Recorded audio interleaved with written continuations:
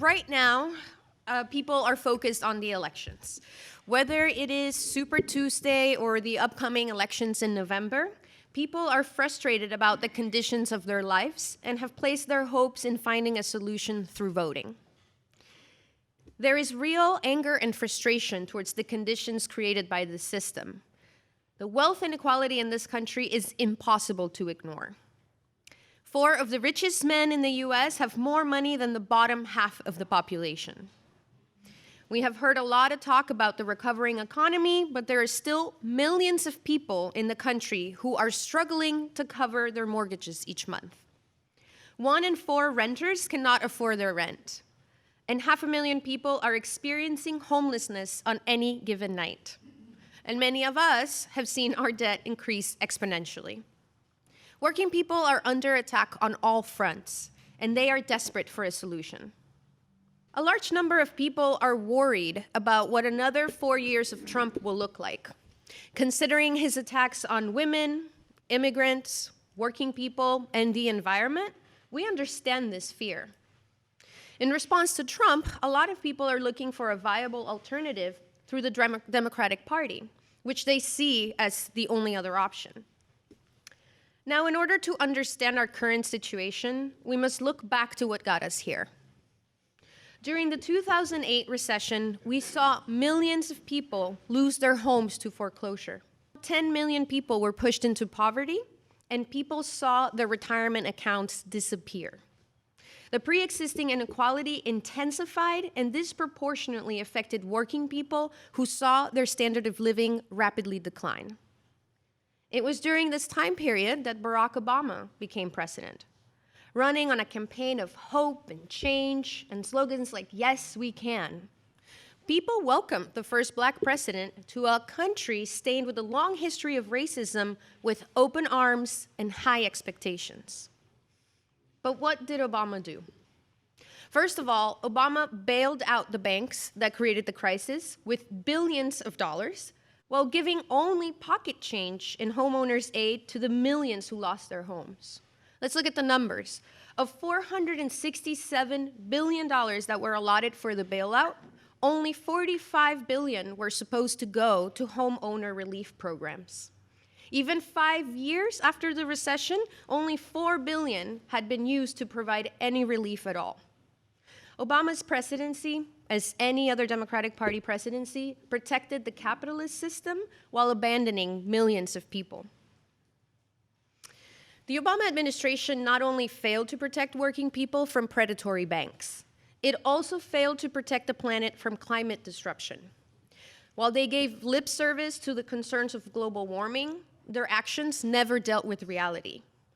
Obama's administration recognized the reality, but refused to act on what scientists and environmentalists were warning against, and even refused to bind industry to the minimal regulations of the treaties being proposed at that time. While he campaigned on a promise of change, what changed was the way the government got away with egregious acts. Obama deported more people than any other president in the history of the country. And his number of covert drone attacks was 10 times higher than those during the Bush administration. But Obama did all of this in a more subtle and quiet way. And what else might we expect of a candidate whose 2008 campaign actually won the prize for Marketer of the Year? By 2016, people had experienced 8 years of Obama and the Democratic Party with not much to show for it. Many people felt disillusioned towards the electoral process. They did not see either party as a possible route to a solution. But something was new in 2016. This time, there were 2 candidates who stood out for very different reasons. There was Donald Trump on one side and Bernie Sanders on the other.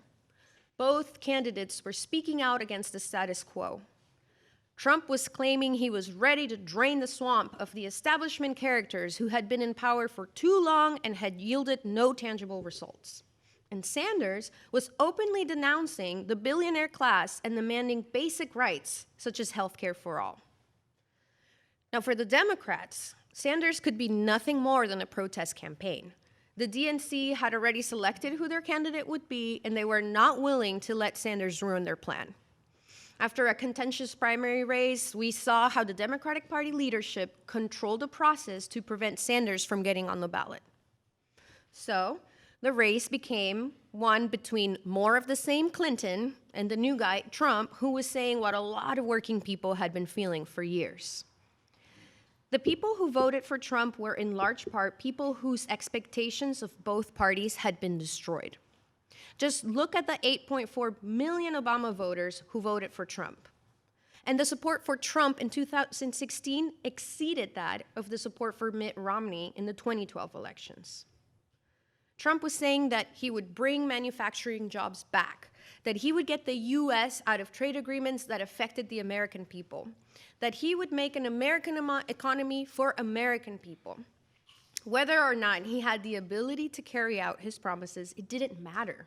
People were looking for a drastic alternative to the business-as-usual candidates proposed by both parties up until this point. And of course, Trump didn't just run on economic promises. He also ran on scapegoating immigrants for the economic problems faced by people. Of course, a billionaire would never point the finger at the most obvious extractors of wealth. For example, those 4 men I mentioned earlier who own the same amount of wealth as the bottom half of the population. No, he instead ran on bigoted messages, such as building a wall to close off Latin American migration and banning Muslims from entering the country. He did then what he still is doing now. He plays on people's fears to further divide our strength against the real enemy, that being the capitalist class which exploits the great majority for their benefit. And lastly, it is really important to point out that Trump won despite losing the popular vote. Clinton received 2.9 million more votes than Trump, but lost 232 to 306 delegates. This is just one more piece of evidence to show you how undemocratic this electoral process really is. And here we are now, after 4 years of Trump. His tax cuts to the rich, his attacks on women's rights, his conservative reshaping of the judiciary branch of government. And even with all of this, some people still think that he can yield results. Some people have been even pulled closer to him after the Democratic Party impeachment attempt. Some polls argue that his approval rates are at the highest, or were at the highest that they have been since he was elected. Now, on the other hand, the problems of this society, of course, still remain, and in some cases are a lot worse. Despite the claims of low unemployment, about 44% of US workers are employed in low-wage jobs, meaning that they can't afford to live. Around 2 million people lost their health insurance in 2017 and 2018. And this horrible statistic that deaths of despair, which are deaths caused by alcohol, drug overdoses, and suicide, have more than doubled since 1999. And looming all over this is the climate catastrophe that we are already experiencing, and which will get worse if we don't drastically change course now. So this is the reality that people are responding to. Some are still clinging on to their hope on Trump, and others have looked to Bernie Sanders as a real alternative. Sanders has opened up the national media sphere to conversations that most people wouldn't expect, such as Medicare for all, the cancellation of all student debt, the enormous concentration of wealth in the hands of a few, and the environmental catastrophe that is underway. Now that these questions are openly in front of us and these issues are being discussed, the real question is, where do we see ourselves making an impact? I want to pick up on something that Bernie says again and again. He says, it's not me, it's us. And the truth is, it's really always been just us. It's worth taking a little bit of time to look back at what the two-party system is, because I think many of us are really trapped in the logic of the two-party system. And with that, a conception of putting pressure on the people in power, the politicians. Both parties have basically maneuvered us and manipulated us for 200 years, dividing working people, trying to garner the support of discontented sections of the population by making claims that they'll bring the change that people are hoping for. The Democrats, on the one hand, were originally the party that supported the enslavement of the black population. The Republicans, on the other, originally supported the northern capitalists. They've evolved in a lot of different ways over time, but basically whatever they've promised, one thing is for certain and has been continuous, and that's that they are the parties that have consistently ensured the domination of the ruling class, the banks, the corporations, and they've brought us to this crisis right now that through its destruction of the atmosphere that we're in, with global warming, is threatening to destroy our very existence on this earth. Sometimes they've done this with a very polite and intelligent demeanor, like in Obama, and other times they've done this with an idiotic, vicious sneer, like Trump's. Either way, they've ensured the domination of capitalism. And at this moment, it's Bernie, once again, just as in 2016, who's a voice for people who are angry at the poverty and the inability of the system to deal with climate change. So today, although he speaks passionately about these concerns, let's remember that the changes that he proposes actually fall short of what needs to be done. It's really a bare minimum. It's the lesser evil that he proposes. It's a kinder global corporate domination. It's a social democracy in which we can all have Medicare, which those who actually have understand is insufficient, but definitely better than nothing. In this kinder, gentler corporate domination, the capitalists can continue to make their profits, but they need to pay higher taxes. They'll just have to find new ways to rake in their profits somehow, or they have the alternative of not investing in production because they absolutely control capitalist investment in the economy right now. So he'd be a president who does not spew racism from the podium, and it's positive that he talks about a Green New Deal. It's a beginning to dealing with climate catastrophe because at least he points out what we face. The problem is that he won't be able to legislate a solution to the climate catastrophe. All of what he proposes will be impossible to achieve without an actual mass movement. There are many people, however, right now who still believe that the politicians that we vote for will enter a bureaucratic machine with its famous separation of powers, and somehow they'll enact legislation from within the very machine that was created in order to defend and perpetuate this system, which from the very beginning was a system of exploitation, and as time went on, became a worldwide system of imperialism. Remember that this was the system that was based on the enslavement of the African people, the genocide of the indigenous people, the exploitation of immigrants who were brought here as indentured servants, and it continues squeezing everything for profits here at home and imposing its will abroad, overthrowing governments willy-nilly all over the third world. Somehow, some of us believe that these politicians, once they're in office, will give up the defense of corporate profits and military control for us, and that they'll become accountable to us. Will Bernie, as commander-in-chief of the US military apparatus, actually give up defending US corporations worldwide? Do we really think that the police will suddenly defend strikers against scabs? Or maybe they'll help people without a place to live take over buildings that are sitting empty that are owned by real estate speculators? They are not going to do this. Could Bernie be a gentler imperialist president? Yes. Will that allow us to pull back from the brink of climate catastrophe or end imperial wars? No. We want more than a polite form of exploitation with leaders who acknowledge our problems. We actually want to fight to wrest control from the corporations and end their right to control the economy, and through their control of the economy, to determine the future of the whole planet. It's difficult for many to see the possibilities for change beyond participating in the elections. We see the despair that many people feel, and we feel it ourselves. There are not many people demonstrating in the streets right now. No movement pushing back against the power of billionaires. So it's really easy to think that this is all we can do. It's the lesser of two evils. But in Speak Out Now, we're not ready to give up on real change. And I want to talk about when and where we've seen real change.